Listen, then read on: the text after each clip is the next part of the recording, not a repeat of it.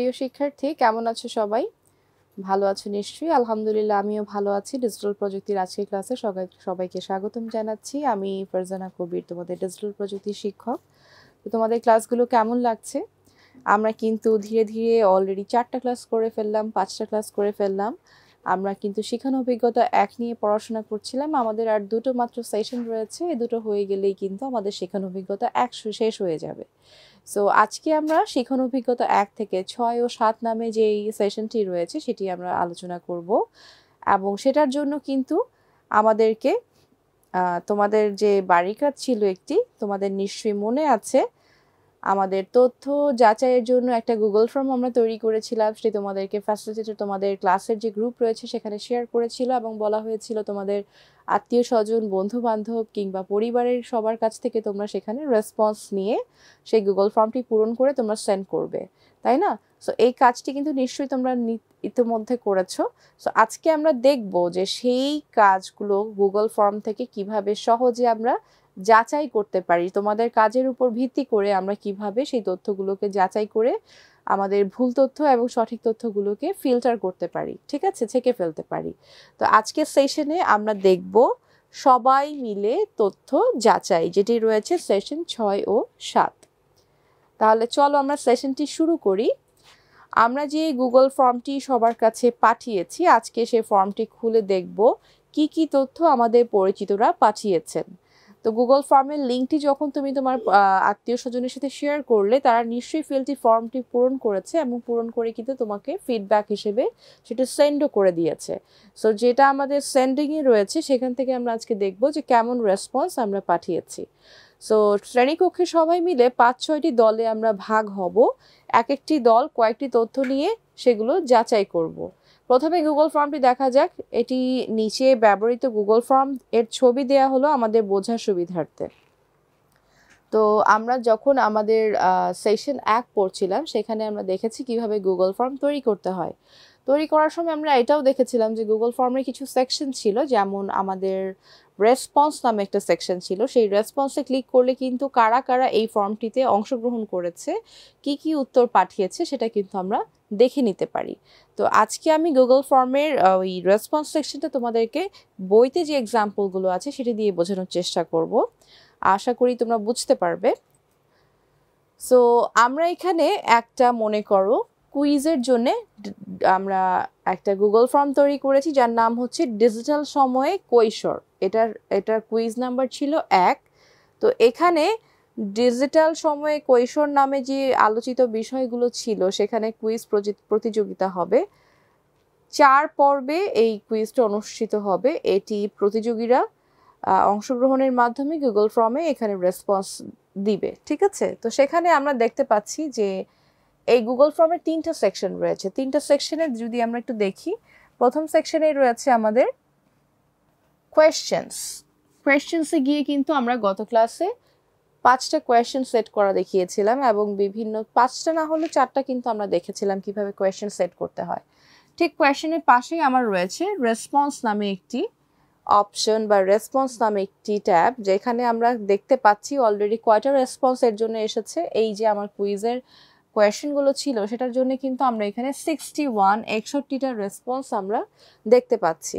তার পাশেই রয়েছে আরও একটি ট্যাব যার নাম হচ্ছে সেটিংস। তো আমরা এখন যেহেতু রেসপন্স দেখব, আমাদের এই কুইজে কতজন অংশগ্রহণ করেছে এবং তারা কি উত্তর পাঠিয়েছে, সেক্ষেত্রে আমরা কিন্তু এখানে রেসপন্সে অপশনে ক্লিক করে আমরা এটা দেখে নিব। সো আমরা রেসপন্সে যদি ক্লিক করি তাহলে আমরা দেখছিলাম যে আমাদের 61টা রেসপন্স ছিল।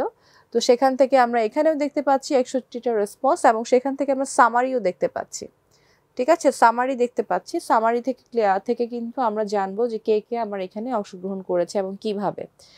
তো এই সামারি থেকে আমরা তো দেখতেই পারবো। তার সাথে দেখো, এই কাজটা আমাকে গুগল ফর্মে দেখা যেহেতু একটু কঠিন, সেহেতু আমি এটাকে গুগলের যে শিট রয়েছে সেখানে আমরা কিন্তু দেখতে পারি। এই শিটটা দেখতে অনেকটা মাইক্রোসফট এক্সেলের শিটের মতোই হবে।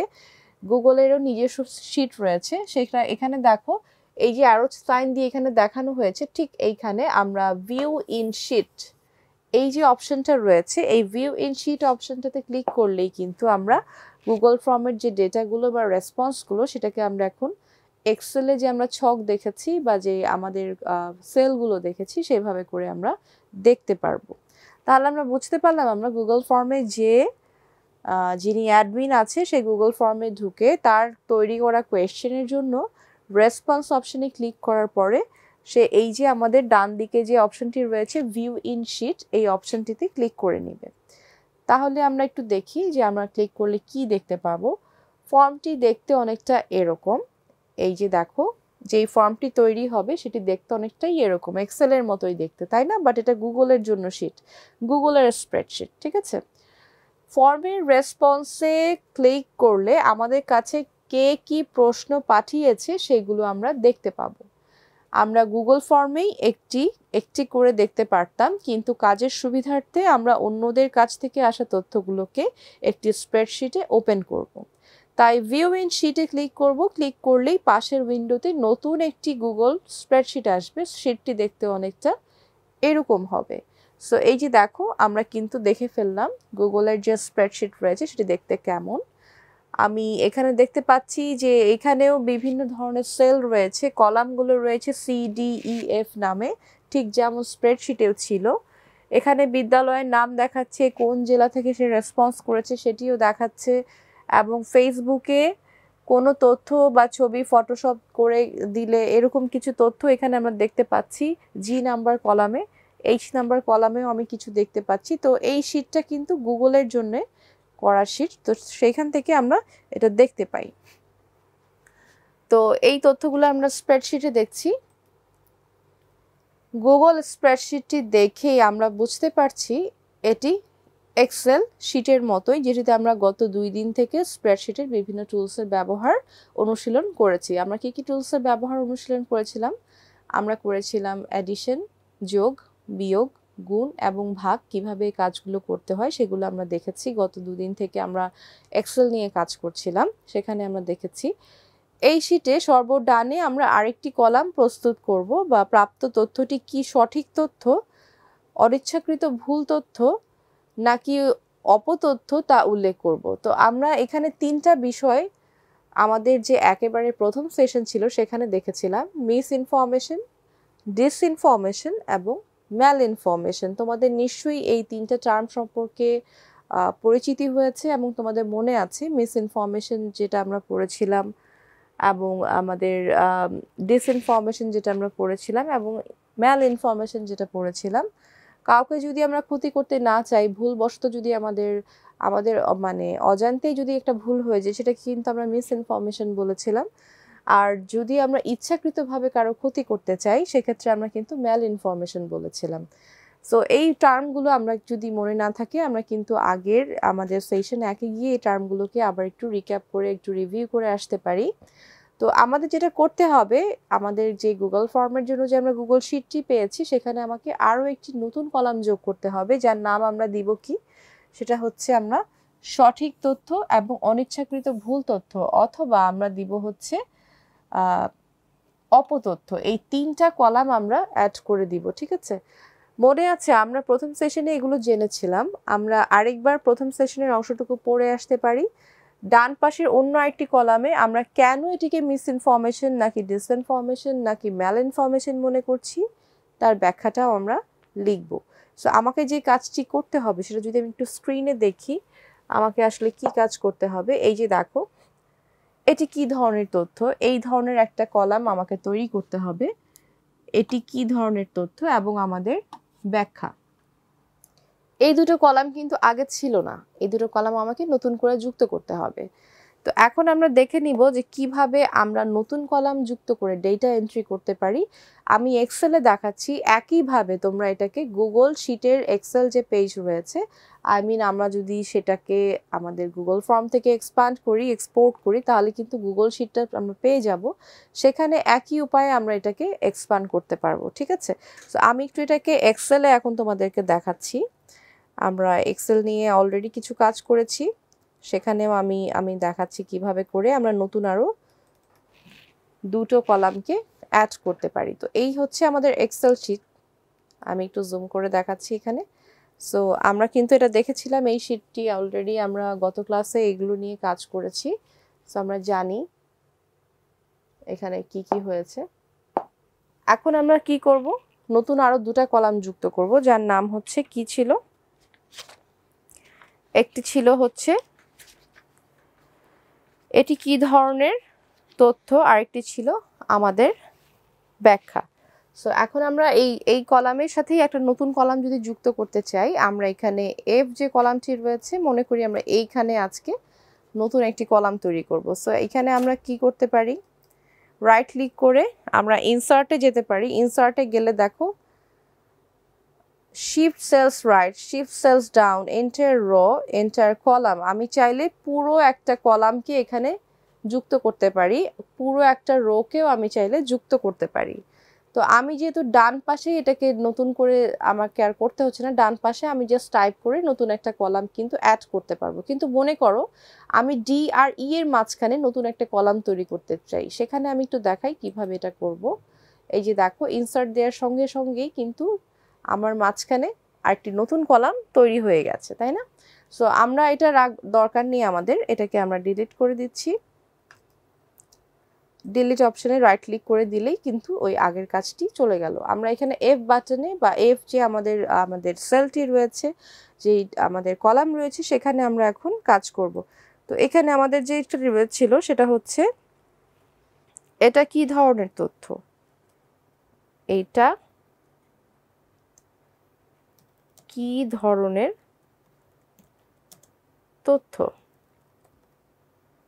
সো আমরা এই লেখাটা দেখতে পাচ্ছি না, এটাকে আমরা এখন কি করব, এক্সপ্যান্ড করার জন্য আমাকে কি করতে হবে তোমাদের মনে আছে?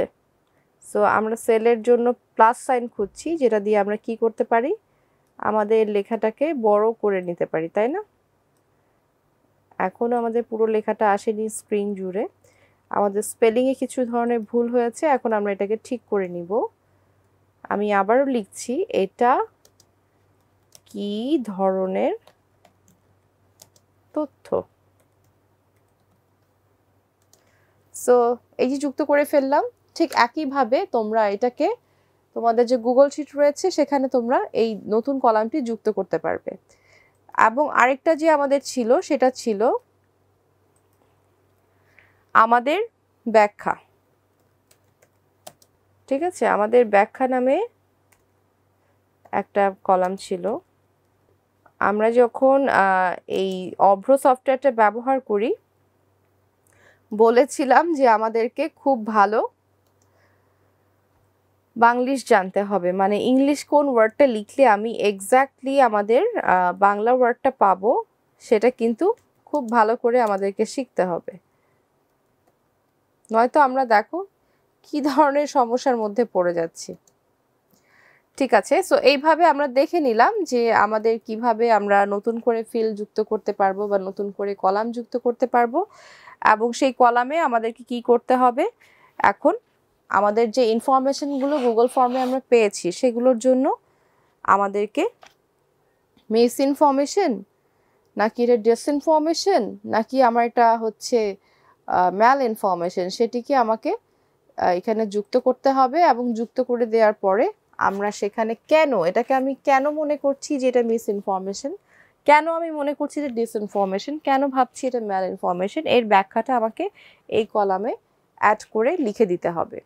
সো এইভাবে করে আমরা কিন্তু এই যে গুগলে যে আমরা কাজগুলো করলাম সেই কাজগুলো করার মাধ্যমে আমরা কিন্তু এগুলোকে অ্যানালাইসিস করছি। আমার ডেটাগুলোকে আমি বিভিন্ন ওয়েবসাইটের সাথে মিলিয়ে, অথবা আমি অথেন্টিক যে উপায় আমার পত্রিকা কিংবা আমার কোনো বই, সেখান থেকে আমি কিন্তু এগুলোকে বিভিন্ন উপায়ে ফিল্টার করে, অথবা ওয়েবসাইটেও আমরা দেখেছি ইনভিড দিয়ে কোনো ভিডিও হয়ে থাকলে আমরা ইনভিডে সেটাকে আমরা টেস্ট করে নিতে পারি, অথবা কোনো ছবি হলে আমরা গুগলের যে ইমেজ সেকশন আছে সেখান থেকেও আমরা এর উৎস এবং এটা কবে প্রকাশিত হয়েছে সেগুলো আমরা দেখে নিতে পারি। এগুলো আমরা কিন্তু সেশন 3-তে দেখেছি। তো সেইভাবে করে তোমরা কিন্তু তথ্যগুলোকে যাচাই বাছাই করে, তোমাদের তথ্যগুলো যাচাই হয়ে গেলে এই দুটো কলামকে নতুন করে যুক্ত করে তোমরা সেইগুলোকে ফিল আপ করে নিতে পারো। তো এই কাজটি করতে তোমাদের কিন্তু বেশ কিছু সময় লাগবে, তোমাদের ল্যাপটপ লাগবে, তোমাদের ইন্টারনেট লাগবে, এগুলোর সাহায্য নিয়ে ডেস্কটপ লাগবে। সো যার কাছে যেটা সহজলভ্য মনে হয় সেটার সাহায্যে আমাদেরকে এই কাজগুলোকে আগে আমাদেরকে টেস্ট করতে হবে যে এগুলো আসলে কেন সঠিক নয়, সেগুলোকে টেস্ট করার পরে আমরা কিন্তু এগুলোর ব্যাখ্যাগুলো এইভাবেই আমরা গুগলের যে শিট রয়েছে সেখানে অ্যাড করে দিতে পারবো। ঠিক আছে, এই কাজটি তোমাদেরকে একটু সময় নিয়ে করে নিতে হবে।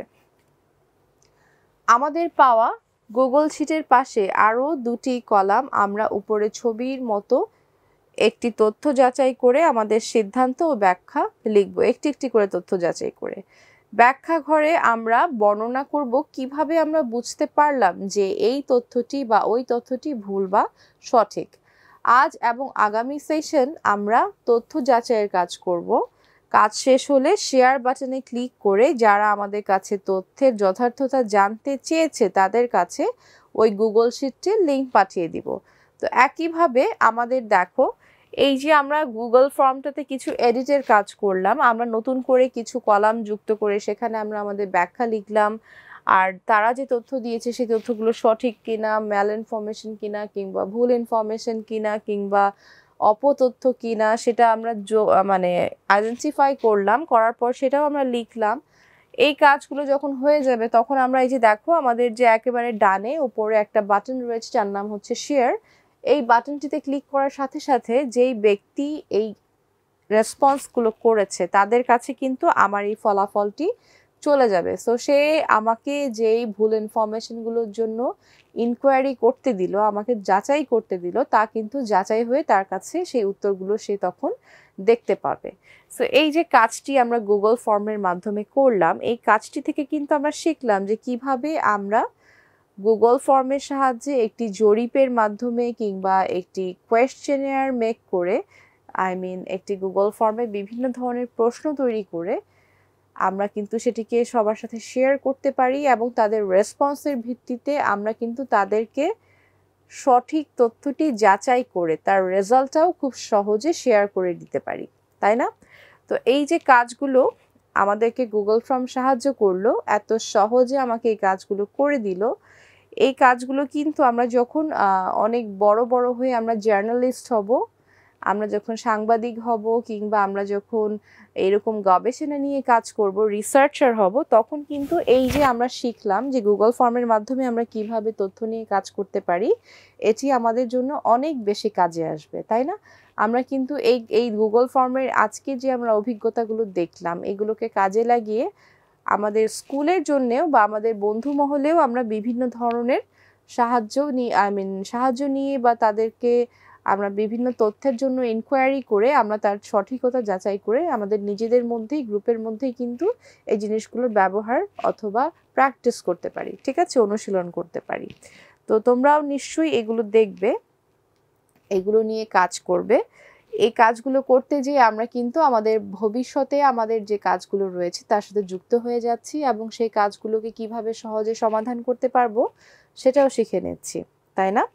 সো শিক্ষার্থী, আজকে আমরা তাহলে দেখলাম যে আমাদের রেসপন্সের ভিত্তিতে কিভাবে আমরা গুগল শিটের মাধ্যমে সেই কাজগুলোকে যাচাই করে তার জন্য কিছু ইনফরমেশন অ্যাড করে আবার সেই যাচাইকৃত তথ্য সকলের সাথে শেয়ার করতে পারি।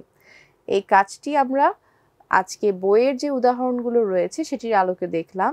তোমরা তোমাদের যে অ্যাসাইনমেন্ট কিংবা তোমাদের যে বাড়ির কাজ দেওয়া হয়েছিল সেই রেসপন্সের ভিত্তিতে এগুলোকে যাচাই করে দেখে নিবে, ঠিক আছে? সো আজকে ক্লাসটি এখানেই শেষ হচ্ছে। সব শেষে আমাদের জন্য রয়েছে একটি শিক্ষানীতি বা নীতিবিধানের শিক্ষণীয় বিষয়, যেটি হচ্ছে সমবেদনা। সমবেদনা হলো এমন একটি অনুভূতি যা অন্যের দুঃখ কষ্টকে উপলব্ধি করতে ও সাহায্য করতে অনুপ্রাণিত করে। তো সমবেদনা আমাদের সবার মাঝেই থাকতে হবে, এটা হচ্ছে আমাদের একটি চরিত্রের প্রধান বৈশিষ্ট্য, যার মাধ্যমে আমরা কিন্তু অন্যের দুঃখ কষ্টকে ভাগাভাগি করতে পারি এবং কারো বিপদে কিন্তু এগিয়ে যেতে পারি। আমাদেরকে সকলকে সাহায্য করতে হবে এবং সবাইকে সেই মনোভাব রাখতে হবে যে কেউ যদি বিপদে পড়ে অবশ্যই যেন আমরা ছুটে যেতে পারি। তো শিক্ষার্থী, তোমরা ভালো থাকবে, সুস্থ থাকবে। আগামী ক্লাসের জন্য তোমাদের সবাইকে স্বাগতম জানিয়ে আমি আজকে ক্লাস এখানেই শেষ করছি। আল্লাহ হাফেজ।